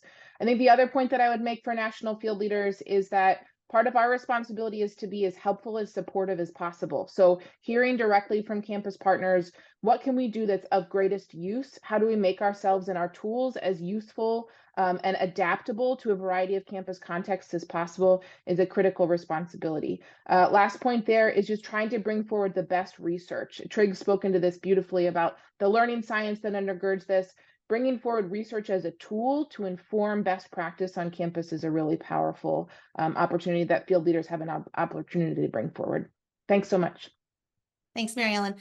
We're going to wrap here. I just have a couple closing comments, but first I just want to thank John, Trig, Ron, Mary Ellen, and Kara for just a phenomenal conversation.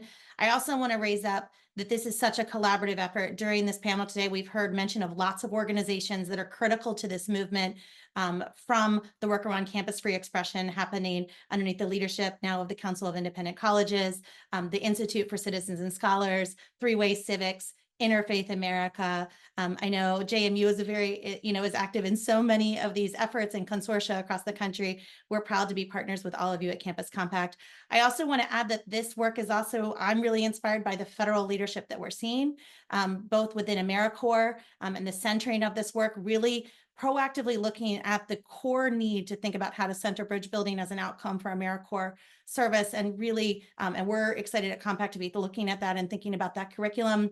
And also the Building Civic Bridges Act. If you haven't looked at that piece of legislation that is supported from a bipartisan coalition, Interfaith, Compact, and many others are actively involved in supporting that, I would encourage you to take a look.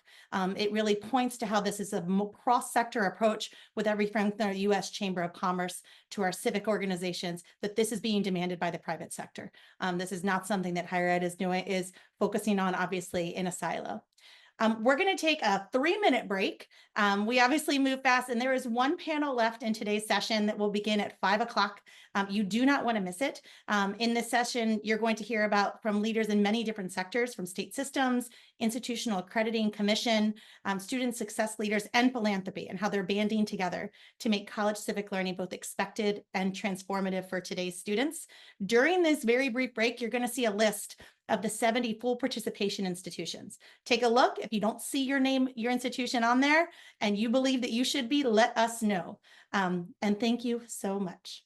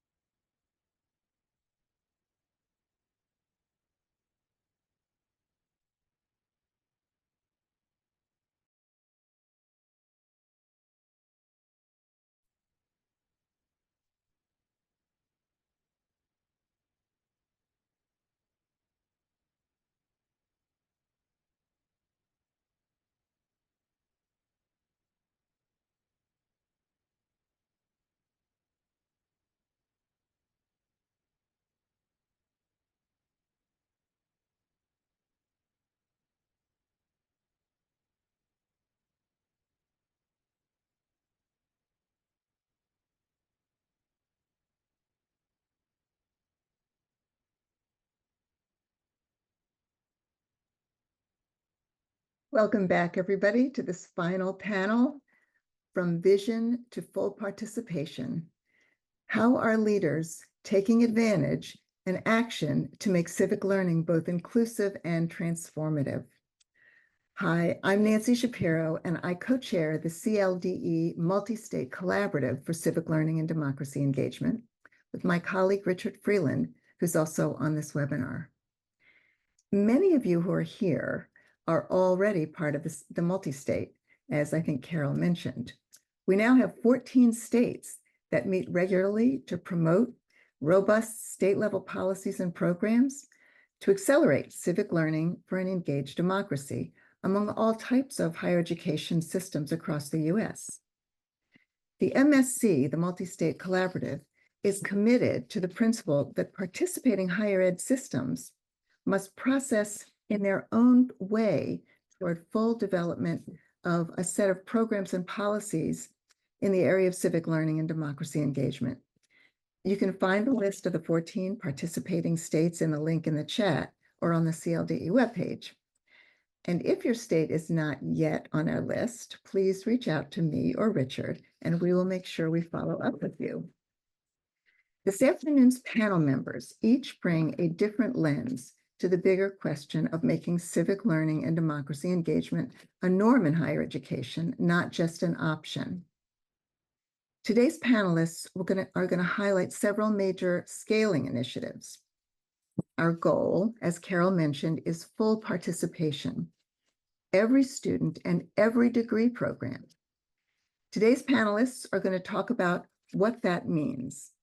And I want to remind you that their full bios are in the chat, so you can catch up with that. So I'd like to begin with Anthea Sweeney. Hi, Anthea. Vice President for Accreditation Relations at the Higher Education Learning Commission. HLC is a very active member of the CLDE Accrediting Commission Partnership. In our report on page 30, we note that both HLC and the ACCJC, the Accrediting Commission for Community and Junior Colleges, have made civic engagement a standard for accreditation. Anthea, what does that mean in practice? And what are you learning since you established this standard? And do you think that the other accrediting commissions should follow your lead? Thanks, Nancy. So HLC's premise is that a natural part of every institution's own quality assurance effort is devising for itself, within the context of its mission, some concept of what knowledge, skills, and values its graduates should possess. So on a very practical level, HLC's civic engagement standard simply challenges every institution to include within that conceptualization some intentionality around building students' capacity for meaningful, purposeful, and responsible citizenship in an increasingly diverse and multicultural world. The standard's not prescriptive in terms of how institutions must go about this, but it does require every institution to go beyond preparing students for a particular occupation or profession. A practical way that peer reviewers might inquire into the standard is, how is the institution preparing students who will be skilled at engaging in civil discourse and collaborating across difference to solve societal problems? Now, through our collaboration with CLDE, we've been delighted to see a wide range of activities and approaches that institutions were already pursuing even before we adopted the standard.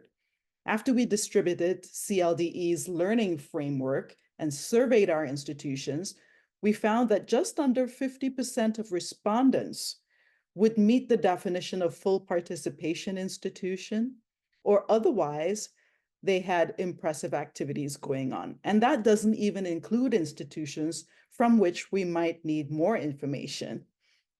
As for other institutional accreditors, we already know these values are shared. HLC's explicit standard was based on a long-cherished guiding value that a contemporary education should do certain things with regard to preparing students for lifelong learning.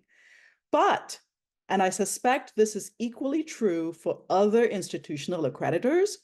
For a long time, we had implicit elements, signals that were embedded in other HLC standards and our approaches to accreditation. So we said general education should impart broad knowledge. We treated an institution's efforts to build civic learning and skills, such as critical thinking, as tied to our standard on the exercise of intellectual inquiry. So we've been signaling civic learning, civic discourse, civic engagement for a very long time. The standard just put a finer point on it. So I think if other accreditors don't yet have an explicit civic engagement standard, they most certainly have all that's necessary to move in that direction. Thank you, Anthea. I think you've raised a challenge for the other accreditors, but CLDE is working with all of the accrediting associations. So as you know, and you're a leader for us. So, no, you are. So now I'd like to invite Yolanda Watson-Spiva, the president of Complete College America, into this conversation. CCA is a lead partner in the CLDE Coalition. Hi, Yolanda. When we first started talking about transformative ideas in higher education, Complete College America is universally recognized as establishing student success as the North Star in higher education. I know that CCA is about to publish a new study linking student success with civic engagement. Yolanda, can you give us a little bit of a preview of what you've learned from your study, and what do the higher ed leaders need to take away from your research? Thank you so much, Nancy. So we are publishing a new study, and so you guys are going to get a sneak peek of what's happening in the study. And the study is called Complete College, America, as a call to action, harnessing the power of higher education to renew American democracy. And for those of you who do know a little bit about CCA, and if you don't, just wanted to give a little background, that CCA builds movements for scale, change, and transforms institutions. So those are the two lanes that we conduct our work. And we drive that systemic change, trying to lead to better college completion rates, more equitable outcomes for students, and greater economic and social mobility, particularly for those students who have been historically excluded from the opportunity we call college. And we operate at the federal, state, and institutional level and work with a national network of forward-thinking state and higher education leaders whom we call the CCA Alliance. And since our founding, this network has really introduced a number of bold initiatives that you've heard of, many of them like Purpose First, like 15 to Finish, and many of the other CCA game changers that really are proven strategies that help institutions and states implement data-driven policies, student-centered perspectives, and equity-driven practices. And so with this publication, what we're trying to connect again is the power of higher education in helping to renew our American democracy. We know we've had a crisis of consciousness in terms of our democracy, and the report gives some historical background about how we got here.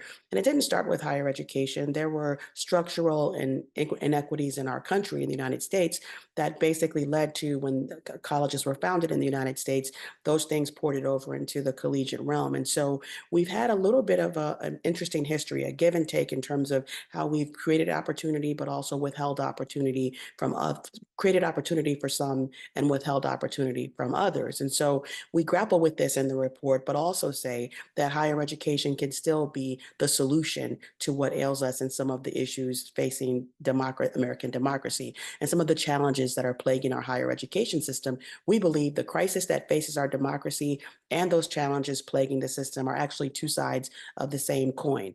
We know there's eroding public trust, there's increasing inequality, there's weakening civic engagement, but we don't think those are disparate issues. They're really deeply interconnected systemic problems that we know higher education can actually contribute to the solving of. We really can't build a more just and equitable society without first reckoning what's happening, reckoning with what's happened in colleges and universities. And so We know that higher education, when it works well, it really can lead to better lives across a range of measures. But right now, higher education, as much as it does contribute to many people's lives, it's not working well for everyone. And so we want to really address in this report the two-tiered higher education system that we believe perpetuates privilege and inequity, where there's a small number of elite institutions that prepare a select few for lives of leadership and influence. And that's where typically the media tends to keep its focus there. And then the vast majority of students, however, mostly historically excluded students, don't attend those colleges and universities, and they're left to navigate a landscape of underfunded public colleges while incurring mounting debt. And so that's essentially what this report addresses. It looks at the two-tiered system. It talks about how an economically divided society really undermines democracy. And so while we're talking about how many jobs our economy over 72% of jobs in the future will call for a credential of value, particularly a bachelor's degree, and yet most people still can't access college. And so we're creating a system that actually is setting people up for failure if they can't access it. And so that leads to diminished faith and fairness in higher education. We believe that's all interconnected and people losing trust in our system. And so, but we don't keep it all gloom and doom. We also talk about how do we rebuild trust in the US higher education and our democracy writ large. And then we talk about ways that although time is still the enemy, it's taking people way too long to complete. How do we make sure that we mitigate the time to completion and also make it more affordable while also connecting students with opportunities for civic learning and democracy engagement. And so it's an exciting new report. I think folks are going to learn some new things about where the data is taking us, but also some proactive steps they can take in their states so that we can utilize higher education for what it was meant to be for, as a public good and not just a private benefit. Oh, Yolanda, thank you so much. I mean, that's such important work. And the whole notion that educating a new generation of engaged citizens, students who can actually engage in the transformation of the society, that's awesome. And so, Absolutely. thank you. Thank you. So turning now to Tim Eatman. So Tim is the inaugural dean of the Honors Living Learning Community at Rutgers University, Newark, and chair of AAC&U's board of directors. Tim, you have been listening to these large, big picture, large scale public accountability levers. And I know that you're asking yourself, it's all well and good for these people to set these standards and use these levers, but who's going to do the work? I know that you've been engaged in supporting and rewarding faculty. What do you think it will take for civic learning to really take hold as a priority across the higher ed landscape? Thanks so much, Nancy. It's a delight to be here. And it's also a delight to follow Yolanda Watson-Spiever. I cannot wait to get my hands on that delicious report. It gestures to one of the things that comes top of mind when I think about your question, who is going to do the work? It reminds us, Nancy, that doing this kind of work requires knowing the histories, the logics, and the parameters of the work. And our metaphor is the ivory tower. I am privileged to be a full professor and a dean at a Research One institution. It's a real blessing. And we've got a lot of challenges. Those challenges are deeply embedded in the logics of the academy that have followed us and are doing their work. It's abysmal when we think about what the challenges that we're still facing around equity and inclusion, particularly among faculty.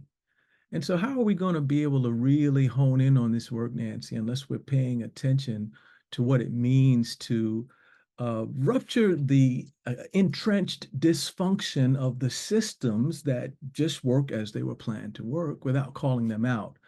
We are not well if we think that we wouldn't be beating our head against the wall if we're in the ivory tower and we're doing work that is really in so many ways antithetical to what the ivory tower means. I don't mean to be sophomoric. I really just want to underscore that we are functioning in ways that really challenge us to imagine differently and more powerfully in a time of desperate need.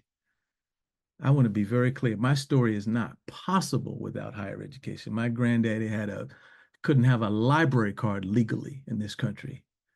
But the beauty of the academy is that it opens these opportunities for us to do this sort of imagining. And I think, you know, Nancy, one of the privileges of my life was to serve as one of the leaders of Imagining America, Artists and Scholars in Public Life. And we did some extensive work on faculty rewards in publicly engaged scholarship.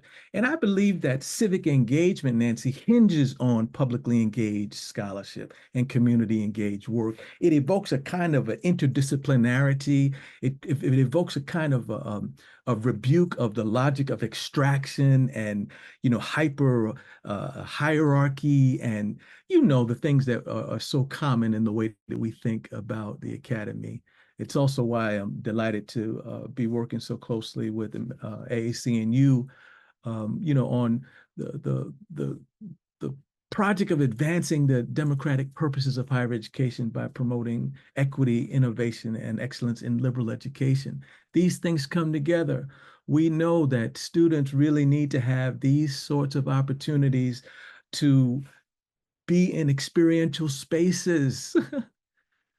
And how can we send them out into these spaces to be a part of full participation kinds of activities and work, civic engagement work at the nexus of diversity, access, and inclusion and student success, with the irony that while there's no form that's more ardently desired than higher education, you know, getting students out to the workplace to do the real work, but we don't recognize the fact that they're dealing with real world issues, which means that there are going to be a lot of divisions and challenges, right? We're talking about neutrality in our institutions and no public statements, and we're sending these students out to do this. What is the irony? Really, really crazy. I know the time is spent, but I just want to salute this work and say that it's a beautiful thing to see the arc of work that stems from the Tenure Team Initiative report that we worked on. Carol Schneider was a major, well, a part of the Tenure Team Initiative on that, and leading that to the many reports that have come out from the APLU and other places, and a June meeting at the National Academies of Medicine and Science that I was just at called Building Institutional Capacity for Engaged Research. And also just to name the importance of the Carnegie engagement classification and the buttressing work that represents. Thank you so much. Well, thank you, Tim, and your leadership with AAC&U is fantastic, and thank you very much for that. Also, I know that your experience with the living learning community is. I wish I could talk about that. Well, I wish you could too, but I think that probably what you're modeling there is exactly what we need to be modeling across. This is what we hope. Cities across. What we hope, Nancy. Thank you so much. So thank you. So finally, I would like to turn to Terry Taylor. Hi, Terry. Terry Taylor is the strategy director at the Lumina Foundation, and she has been leading Lumina's exploration of the current relationship between higher education and democracy and how that can be strengthened. So Terry, in the time that we have left, can you describe what you think it will take to realize this full participation goal that we have in this report? And along with that, I know that we'll all be interested in your thoughts about how the broader philanthropic community can be leveraged to support this work. Sure. I will attempt to take that book length question and answer it in 4 minutes. So let me say, first is a couple of trends in funding. I just wrote a book chapter on this with about higher ed and democracy. So if people want to learn more about what's going on in philanthropy, I'm happy to talk to you about it. Just a couple of quick hits. There's a lot of funding for education and higher education in America. There's a lot of funding for democracy and civic engagement, but those pools don't intersect. I looked at Candid's democracy philanthropy data, and only 2.2% of all of that funding went to education. My guess is, there's no database, but my guess is in higher ed funding, only about probably 2% goes to civic engagement. And the funding also doesn't flow evenly. Everybody on this call knows this, but just this was a stat that so the 5 largest gifts to colleges and universities in 2022 totaled $2 billion. That is those 5 gifts alone to 5 elite institutions equal nearly 10 times the entire amount of philanthropic capital received by public associates institutions in the country that year. So there's just the money's there, but it flows in strange ways. And new funding tends to be for specific things like student voter registration, bridging, more projects, and not necessarily for that infrastructure needed to keep this work sustainable and going over time and really deep into the higher ed sector. So a couple of suggestions on what full participation might take. One is about narrative. I think both what we tell ourselves in the higher education community, but also what we say to the broader community around us. Yolanda spoke about the concerns about data. I mean, I'm someone who, used to hope that higher ed would be in the headlines and in governor's state of the state addresses. And it's sort of like, oh, wait, we're actually facing a lot of serious questions about value. And I think that work like what we've talked about on this webinar offers not just to help students, but also for higher ed to show, look, we're providing value here. There's a lot, there's a meta-analysis we funded with AAC&U that Ashley Finley and others put together. There's a lot of clear evidence that civic and democracy effort leads to lots of positive individual outcomes. That story is getting a little bit lost. And I think part of it is that a lot of these efforts are really siloed. And so the second thing is about collaboration. We have a lot to build on already. Most schools have something going on. Some schools have a lot, and they are all the full participation schools.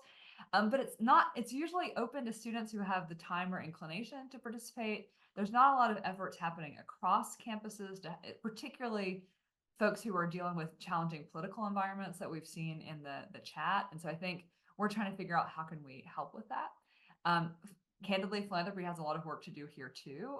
National funders like Lumina, we got to figure out some new plays for our national work to really resonate at a state and local level, and realize what works in Montana may not work in Louisiana, but we still really care about both of those places and the people that are there.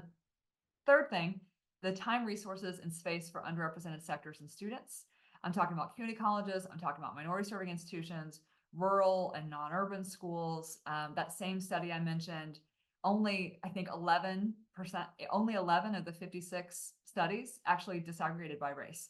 We don't actually know what this work actually looks like, how it resonates with Black students, with Native American students, with adult learners, with working students, with working parents. There's just a lot we need to do, not just to make room, but also take time to listen and be willing to change our own assumptions. Be willing for new ideas to come to the table. I mean, it's Gen Z. We funded this study that found that just this summer, young adults have very low levels of civic and political engagement. Less than a third consider themselves politically active, and most of them don't think that democracy is working well. Where do young people go? They go to school and they go to college, and that may be their main interaction with the system.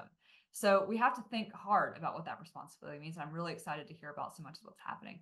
And the last thing I'll say is just creative and ambitious thinking about how to make this work resource, or how to resource this work. One brief example, and this is the last thing I'll say, the Community Learning Partnership, which is a group of community colleges in California, training students to be change makers in their communities through getting credentials. Really great program. Lots of folks have similar things, but they got $60 million from the state of California to scale their effort from De Anza College to 20 colleges across the state. How did they do that? They made it a workforce play. Like, we need to stop thinking about, oh, we've got to get our civic funding back. We got to be a lot more creative about where's the funding flowing to? Where is the funding available? And how do we think about how our work can dovetail with that? There are people doing that already. Another thing that needed was translators who can talk to faculty, who can talk to students, who can talk to community organizers. This is a program that serves justice affiliated folks. It serves recent immigrants and other newcomers. These are folks we've been desperate to reach for decades through the higher ed sector. And so I think that we have models, we just have to be a lot more creative about how we fund it. And I would love ideas about how we might do that. So with that, I will stop. Well, that's a lot. That's a lot. And as you were talking, you've actually tied together a lot of the conversation that we've had all afternoon, drawing on the CCA report, drawing in the Campus Compact report on resources for dialogues across difference, drawing on, I mean, you've really drawing on the very first thing that Martha Cantor said when she said it's a little bit like writing across the curriculum. It has to cross everything, but it also has to draw in people from other sectors, like the workforce, like the business community. So I think that you've really laid out a huge agenda, very aligned with the goals here of this report. We have 5 minutes left. Could I get everybody back on the screen for this panel? Thank you, thank you. I have one last really quick question. If you could all just sort of ending on a positive note here, what would each of you say is one of the most promising developments in this space that we're looking at right now? And why don't Anthea, why don't you just get started on that? Well, I think everything that we've been talking about today is really promising. We're building a robust community of practice, which promises to sustain the work, foster cross-pollination related to civic engagement. And I think higher education doubling down on its role as both an incubator and engine for strengthening the body politic. That's the magic sauce. That's how you get folks who are informed, empowered, and exceptionally effective at keeping democracy honest. Thank you. Thank you. Yolanda. I want to say, first of all, thank you. The CLDE Coalition, for example, is one of the bright spots in terms of really being a leader in this space and trying to make sure this stays on our radar. But I also want to shout out some folks on the campuses like the professional college advisors, those folks who are integrating civic learning and democracy engagement into academic advising conversations, making sure these things don't stay in silos. They're encouraging students to participate in high impact practices. Also, any leaders in student affairs and student life who are developing co-curricular programming that really fosters civic knowledge and skills. Those things are time tested and we know will yield benefits for the students. They're especially those who are creating and sustaining a campus climate that is respectful and engaging and allows disparate voices to come together and thoughtfully engage. And then lastly, any of the faculty, especially those who are teaching first year experience courses and are really embedding this type of work in those first year experience courses, I think I want to give a shout out to them because it's very hard, especially when people come directly from high school and may not necessarily, unless they did debate, have thoughtfully engaged in this way, but being able to really collaborate with these students in part art and part science to get them talking about incorporating civic learning outcomes into all of the ways that they do their work. So shout out to all of those folks on campuses who are doing the good work.